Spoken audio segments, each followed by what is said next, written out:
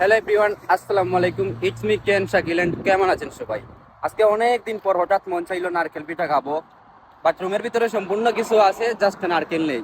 So let's go to the market. তো guys finally নারকেল কেনার জন্য মার্কেটে চলে আসলাম। পূর্বের একটা ভিডিওতে বলেছিলাম এই জায়গায় সম্পূর্ণ কিছু এক্সপেন্সিভ, বাট বাধ্য হয়ে কিনতে হচ্ছে। নর্মালি মার্কেটে এইগুলা চিপ প্রাইসের মধ্যে 1 থেকে 2 দিরহামের ভিতরে, বাট এই জায়গার মধ্যে অনেক দাম। তো গাইস, এই যে দেখেন আমার হাতে ফাইনালি নারকেল কেনা শেষ। আর আপনারা অবশ্যই কমেন্টে জানাবেন যে কি বাংলাদেশের চেয়ে এখানে দাম বেশি হইলো না কম হইলো। এই নারকেলটির দাম রেখেছিল 4 দিরহাম। যদি অন্য কোনো জায়গা থেকে আমি পারচেস করতাম তাহলে চিপ প্রাইসের মধ্যে 1 থেকে 2 দিরহামের ভিতরে কিনতে পারতাম, বাট এই দেশে ডিপেন্ডস করে সম্পূর্ণ কিছু প্লেসের উপর। তো যাই হোক, নারকেল কিনা শেষ, এবার আমরা ক্যাফটেরিয়াতে চলে আসলাম। আমরা যারা এসেছিলাম সবাই মিলে ক্যাফটেরিয়াতে বসলাম, হালকা পাতলা নাস্তা করে রুমের উদ্দেশ্যে রওনা হয়ে যাব। কারণ রুমে যাওয়ার পর রান্না করে খাওয়া দাওয়া করতে হবে।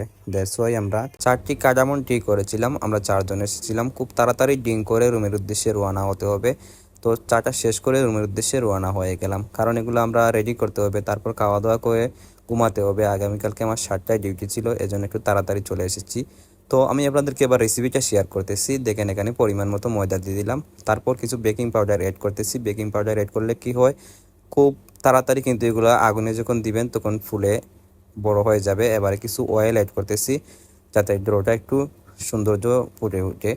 এবারে এখানে পরিমাণ মতো লবণটা অ্যাড করে দিলাম, আপনারা আপনাদের স্বাদ অনুযায়ী লবণটা অ্যাড করে দিবেন। তারপর কিছু হট ওয়াটার অ্যাড করে দিলাম, আবারও কিছু হট ওয়াটার অ্যাড করতে হবে, আমাদেরকে একটু কম হয়ে গেছে। তো এবারে ভালোভাবে ডোটাকে রেডি করে দিলাম। এখন ডোটাকে কিছু সময় রেস্টে রাখবো যাতে ডোটা ফুলে একটু বড় হয়ে যায়। আর রেস্টে রাখলে সম্পূর্ণ কিছু কিন্তু অনেক সৌন্দর্য করে করা যায় ড্রটা যখন রেস্টে রাখবেন।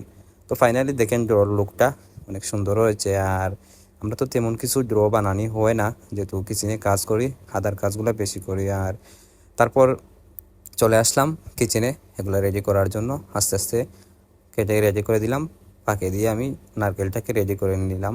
এখন নারকেল পিঠা বানানোর জন্য প্রিপারেশন নিচ্ছি। দেখেন এখানে রেডি করে রেখেছি কিছু। কেমন হয়েছে অবশ্যই আপনারা কমেন্টে জানাবেন। বিয়ে শাদী করলে কি বউকে হেল্প করতে পারবো, এরকম হয়েছে কি না অবশ্যই কমেন্টে জানাবেন। তো গাইস যাই হোক, রেডি করার পর আপনারা দেখতেছেন আমি বসে বসে খাইতেছি। আর মাশাআল্লাহ টেস্টটা কিন্তু অসাধারণই ছিল। ইনশাআল্লাহ সবাইকে মিলে একদিন আড্ডায় বসবো দেশে আসলে। তো সবাই ভালো থাকবো, সুস্থ থাকবো, আল্লাহ হাফেজ।